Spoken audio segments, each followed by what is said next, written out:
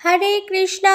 রাধে রাধে দর্শক বন্ধুরা আশা করি গোবিন্দের কৃপায় আপনারা সকলে খুব ভালো আছেন।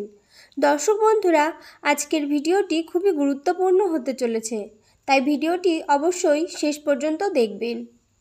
দর্শক বন্ধুরা, প্রতি বৃহস্পতিবার মা লক্ষ্মীর বিশেষ পুজো করা হয়ে থাকে। আবার এদিনটি ভগবান বিষ্ণুকেও সমর্পিত। শাস্ত্রে লক্ষ্মী ও নারায়ণের আশীর্বাদ লাভের বিশেষ কিছু উপায় রয়েছে। এই নিয়মগুলি মেনে চললে সুখ ও সমৃদ্ধির পথ প্রশস্ত হবে। পাশাপাশি সমস্ত ধরনের আর্থিক সমস্যা থেকে মুক্তি পাওয়া যাবে। বন্ধুরা, আজকের ভিডিওতে আমি আপনাদের জানিয়ে দেব সেই বিশেষ উপায়গুলি। হিন্দু ধর্মীয় শাস্ত্রে বৃহস্পতিবারের দিনটি দেবগুরু বৃহস্পতি, বিষ্ণু ও লক্ষ্মীকে সমর্পিত। এদিন বাংলার ঘরে ঘরে ধনদেবী লক্ষ্মীর পুজো করা হয়। পাশাপাশি দেবগুরু বৃহস্পতি ও বিষ্ণুর পূজার বিধান রয়েছে এই দিনে। এদিন নিয়ম মেনে পুজো করলে লক্ষ্মীর পাশাপাশি বিষ্ণু ও বৃহস্পতির আশীর্বাদ পাওয়া যায়।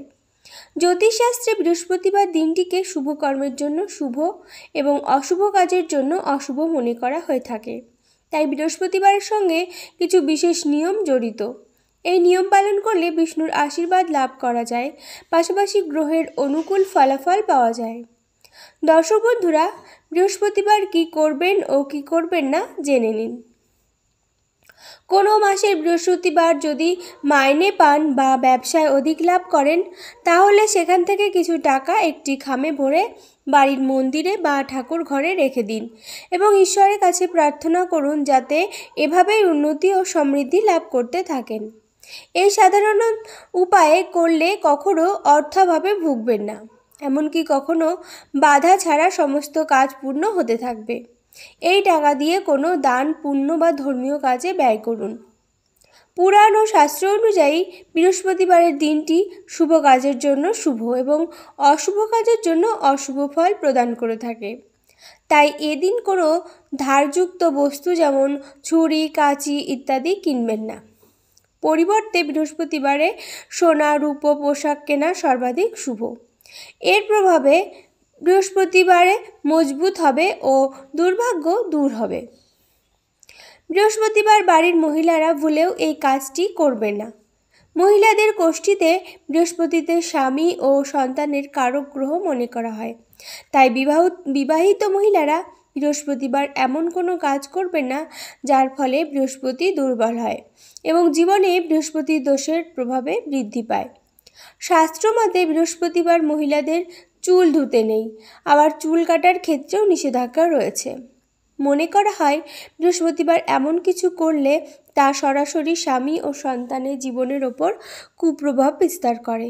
এর ফলে তাদের উন্নতি বাধিত হয় ও পরিবারে আর্থিক লোকসান দেখা যায়। শাস্ত্রমতে বৃহস্পতিবার জামা কাপড় ধোয়া উচিত নয়, এমনকি সাবান ব্যবহার করা থেকেও বিরত থাকা উচিত। মনে করা হয় এদিন সাবান দিয়ে নোংরা কাপড় ধুলে পরিবারের সুখ সমৃদ্ধি চলে যায়, আবার ব্যক্তিও সেই পরিবারকে আর্থিক লোকসান সহ্য করতে হয়। তবে প্রয়োজন হলে সাবান ব্যবহার না করে শুধু জল দিয়ে কাপড় ধোয়া যেতে পারে। অন্যদিকে বৃহস্পতিবার ঘর মোছাও শুভ বলে মনে করা হয় না। প্রচলিত আছে বিশ্বাস অনুযায়ী এদিন ঘর মুছলে বৃহস্পতিবার অশুভ প্রভাব বৃদ্ধি পায় এবং ব্যক্তি ভাগ্যের সঙ্গ লাভ থেকে বঞ্চিত থেকে যায়। হিন্দু ধর্মে বৃহস্পতিবার লক্ষ্মীনারায়ণ পুজোর বিশেষ মাহাত্ম্য রয়েছে।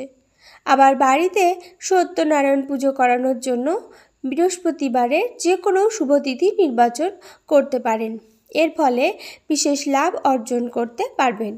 শাস্ত্রমতে বৃহস্পতিবার একসঙ্গে লক্ষ্মী ও নারায়ণের পুজো করলে দাম্পত্য জীবন সুখ সমৃদ্ধিতে ভরে যায়, এমনকি এর ফলে পরিবারের সমৃদ্ধি বজায় থাকে।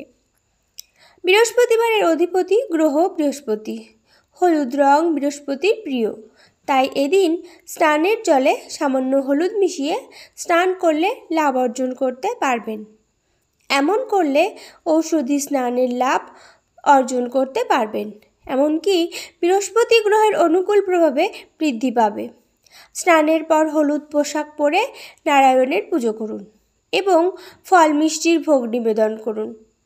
এমন করলে সমস্ত কাজে সাফল্য লাভ করতে পারবেন। দর্শক বন্ধুরা, আশা করি ভিডিওটি আপনাদের খুবই উপকারে আসবে।